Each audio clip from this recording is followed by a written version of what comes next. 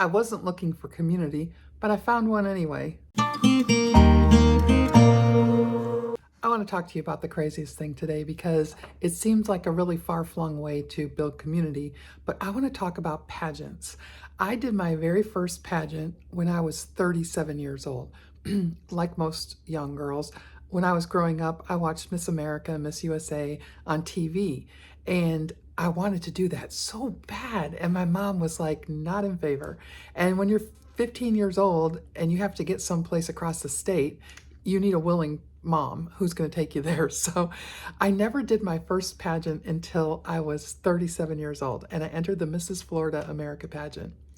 I got the title of Mrs. Clearwater, and it was awesome. I won Mrs. Congeniality, and it was so amazing, like to be voted on by all the girls that were there. I was just completely blown away. My very first pageant, and I was bit by the pageant bug. And I did some more pageants there, and then I decided I wanted to direct in the pageant world. So I started directing Mrs. Oklahoma International, and I did that for 5 years, 6 years, and it was so much fun. I loved so much. You know, I'm the biggest cheerleader ever, and I loved that the girls would come, they would join the pageant, and Mrs. International is a platform-based pageant, so you have to have a community service platform. So here are women who are trying to do good in their community, and so they would come to me, they would get their local title, and then they would go out around the state and they would do awesome things in the name of the pageant, you know, spreading the good that pageant women do.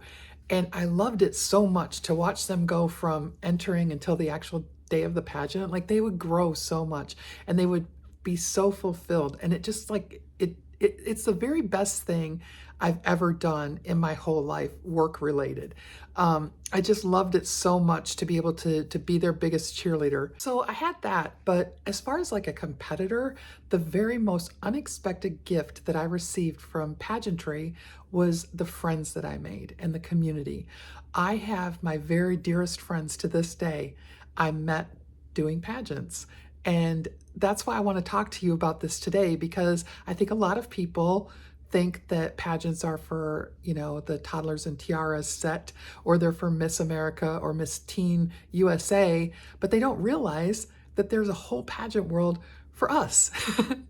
And so I want to talk about that today. I did a pageant with my girlfriend, my one of my best friends. That was Elite Oklahoma. I don't remember if this one had a crown or not. What I do remember the most about that pageant was having an absolute blast with her. We drove from Oklahoma to Florida, and then we competed for a week or whatever, and the pageant director was way over. She had way too much to do. And basically we were running things ourselves, and it was just, we call it the hot mess pageant now, but we had such a great time. And that is what I take away from that.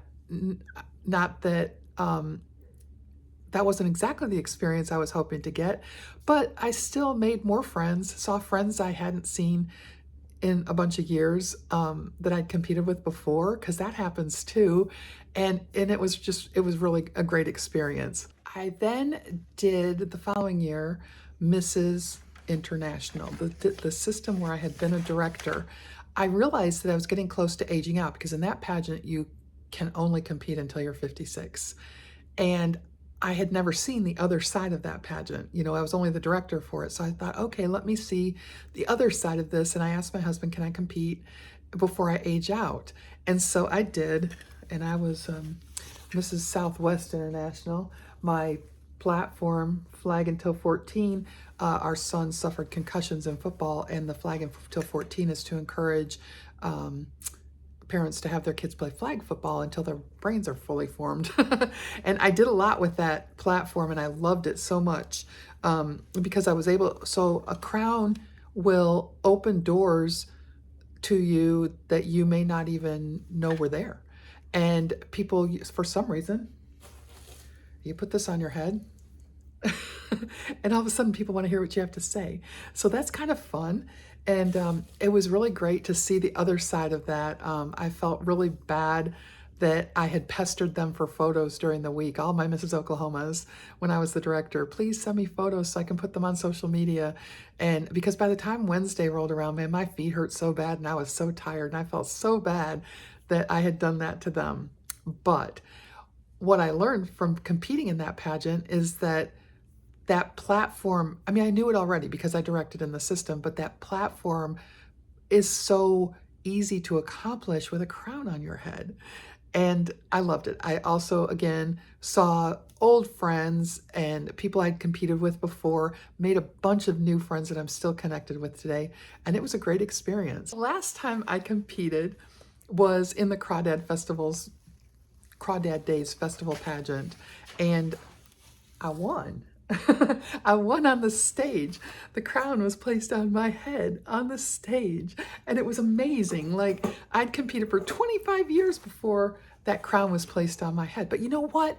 It isn't even about the crown and the winning and all that. It was about being able to stand with some great women who I spent the whole day with, and we had a great time getting to know each other. We're still friends today. And then the crown is kind of like the icing on the cake.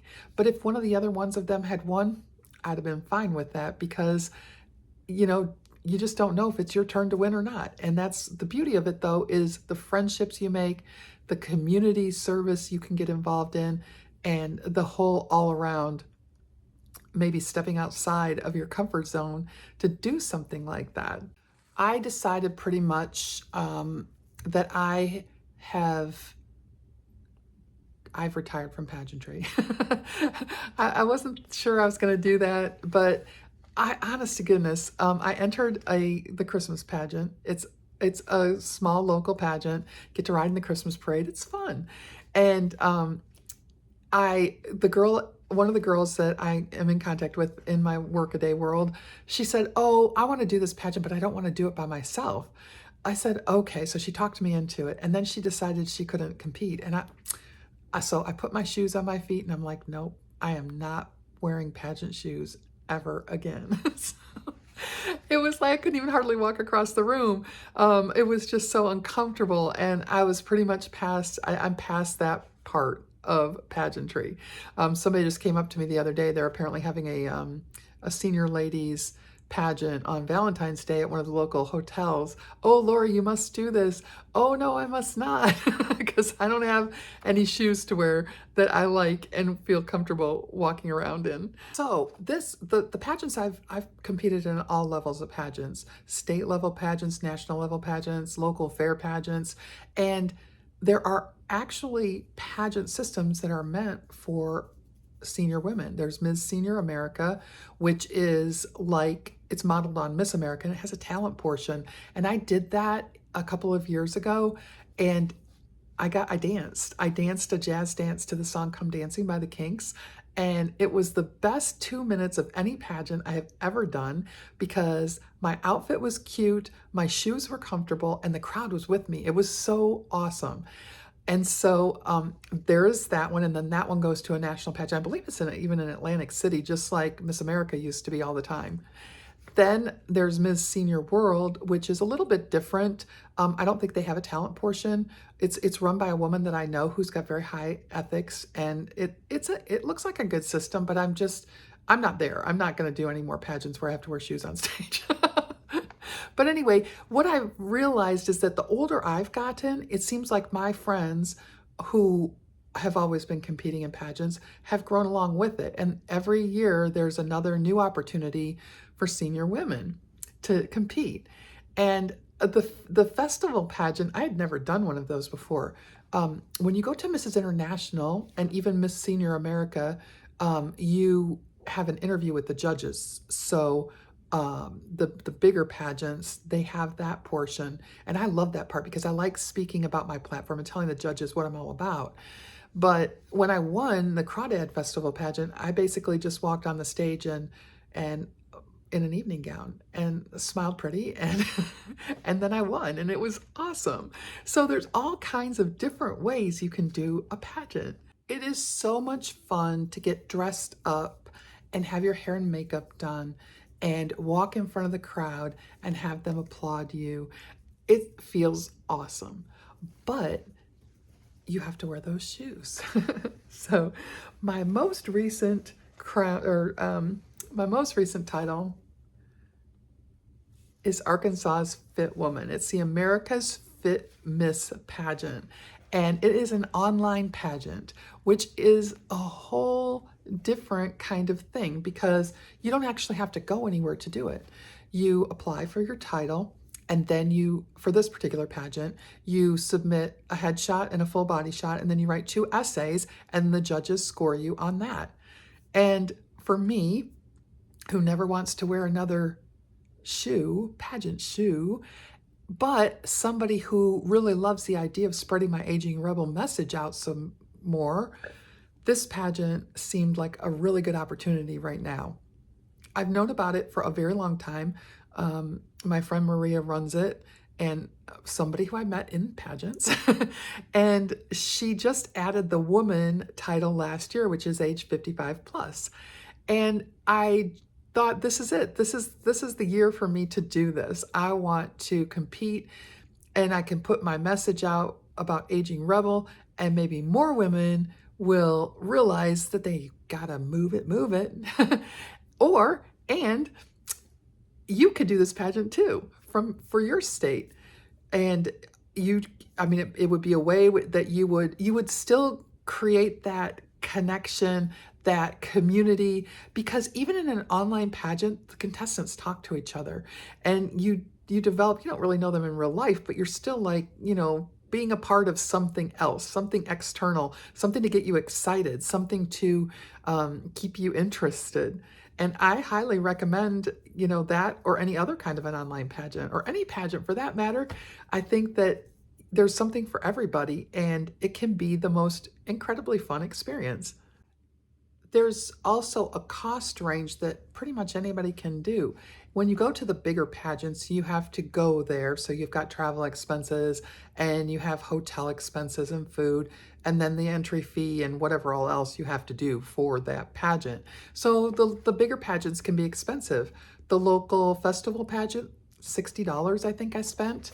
And I think this online pageant was $100, and so it's really accessible for just about anybody who wants to have that experience. You can decide which level you're at, and then you can go for it. Like I said, what I learned about pageantry is that when you put that crown on your head, your message gets heard better and maybe more broadly. I didn't get a crown this time because my whole thing is outside, and I don't really see myself wearing the local crown. If I win the national crown, that would be amazing. I'd be really excited about that. But I do see myself wearing the banner outside at events where people can see it and go, oh, hey, what's that? And then I can talk to them about my platform and my burning desire to make sure that women can choose a life of vitality as they age. Pageants aren't about trying to look younger. They're about choosing to stay visible. They're about saying yes to community, movement, and joy. And if putting on a dress and stepping into the spotlight or wearing a banner gives you a chance to encourage even one woman to keep showing up in her life, that's not vanity. That's leadership. So have you ever done a pageant, or do you think you will? Let me know in the comments. I'd love to hear it. Thanks for spending time with me today. If this encouraged you or gave you another good idea, give it a thumbs up and share it with another aging rebel who needs a little hope. I'll see you in the next one. And remember, live strong, laugh often, and shine with purpose.